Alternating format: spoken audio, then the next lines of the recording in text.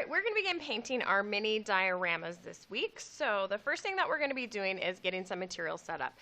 You're each going to get a Sharpie marker and a plate. You need to write your name on the back of the plate. Please do not break the plate because you're going to keep using this as your paint palette until the project is finished. Then when we get paints, you're going to be given a tray like this at your table group to share the paints. So if you're the first class to use the paint of the day, you're going to have to open up the lid, and then each color has their own popsicle sticks. So the gold and the silver can also be opened, and the sticks can go inside there. So the popsicle sticks are how we get the paint out of the egg carton and onto your individual plate. So I would look at your mini diorama and decide what colors do you want to work with for your background first. So you should always paint background to foreground. So whatever is going to be the farthest away from you, that's what you're going to want to be painting to begin with. So think about the colors you need for that phase. We're using acrylic paint, so I would roll up your sleeves and possibly take off jackets. If you want to wear an apron, you can go put an apron on. So if I know that I want my first background color to be blue, then I'm going to take a little scoop of paint and I'm going to wipe that off onto my plate using that popsicle stick, and then that color goes right back in where it came from so that we're not contaminating the original paint colors inside the egg carton. If you want to mix colors, you're going to do that on your plate. So if I want a lighter blue, I'm going to get a little bit of white and I'm going to put that next to the blue. I'm not letting the white stick touch the blue paint, and the white stick goes right back in. Then you have paintbrushes on the lids of these paint trays. You use the back end of the handle to mix your colors. If you're going to mix colors, you always put the darker color into the lighter color. So I'm going to scoop up a little bit of the darker color on the end of my paintbrush, and then I'm going to mix that separately on my plate. If it's not dark enough, I can always add more into the color. Your messy mats also have a color mixing chart on them that you could see to have some help on how to mix those colors. So if I wanted to darken my blue, I would need to get a little bit of black paint. I'm going to put black in its own spot on my palette. And then I always put the darker color into the lighter color. So I could scoop up a little bit of black and I could start mixing that in.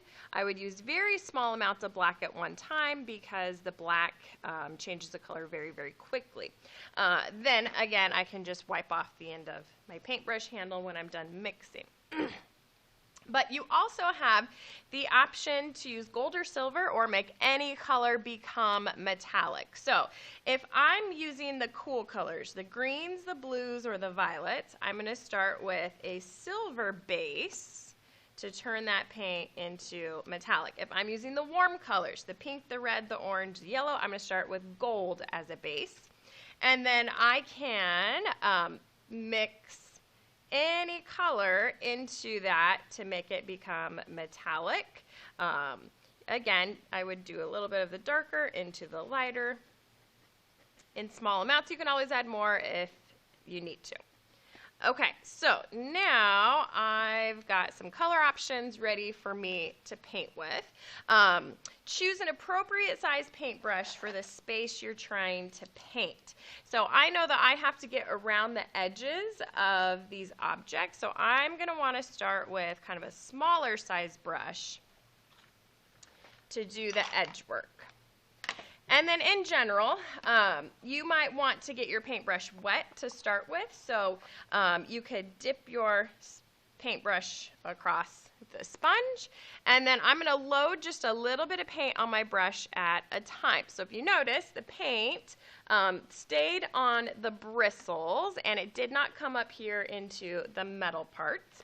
And I've got a small detail brush because I want to paint around my scissors.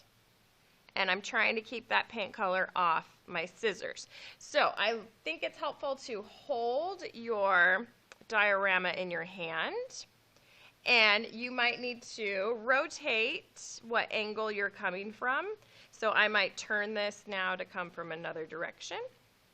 We are using acrylic paint, and the nice thing about acrylic paint is when it dries, it's permanent, and next class you can paint over the dried paint if you don't like the look of the color. Okay, so I'm going to work my way around getting all my background painted behind my scissors. If you notice, I'm painting in long brush strokes, and I'm always kind of pulling the brush away from the bristles. What I don't want to do is have a big, huge chunk of paint on my brush and then leave these big chunky spots of paint on my project, because that's going to dry chunky. So I want to spread that out and make it smooth as best as I can. When I grade your projects, I'm grading on did you thoroughly cover the clay? Do you still have a background, a middle ground, a foreground? And then did you use an appropriate size paintbrush? And does your painting look neat and solid? And some colors you might need to do more than one coat on, especially the lighter colors like the yellows, the oranges, the pinks. You might need to do a second layer on. Another thing that you could play around with is blending colors.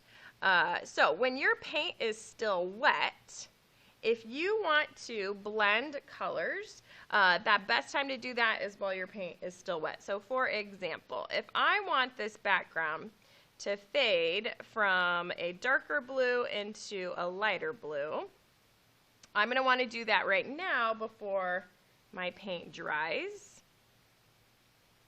Okay. So now I'm going to take my darker blue and I'm going to start to layer the darker blue maybe towards the top area and let that mix and fade into the medium. And then maybe I pick up some lighter blue and I start to layer the lighter blue into it. So I've kind of got this gradual fade of my light blue, dark blue, medium blue. If it's not dark enough, I could always put a little black on my brush and I could just paint black right into the paint. As long as it's wet, it's going to mix. So that's the process that we're going to do to start to paint our dioramas. When you're ready to change paint colors, these water trays you're going to share as your group. First thing you're going to do is wipe your brush across the sponge. The sponge is going to absorb a majority of the paint out of that brush. Then go to the opposite side and swish it around in the clean water. And then I would always dry off your brush on your paper towel. Okay, so at cleanup time, when we're ready to clean up, you need to rinse all your brushes and set those on one side of your paint tray. And then you're going to work together. You need to remove the gold sticks and set them away from the paintbrushes. And then you're going to put that lid on the gold, and then you're going to do the same thing with the silver. Remove that stick. We're going to save these. Put the gold and the silver sticks away from the paintbrushes. And then it can be easier to shut the lid on the egg carton if all the popsicle sticks face towards the middle. And then you're going to close that egg carton. And then I will come around and collect these trays from you. I'm going to check that all your paintbrushes are clean. And then we'll be storing projects on our shelf.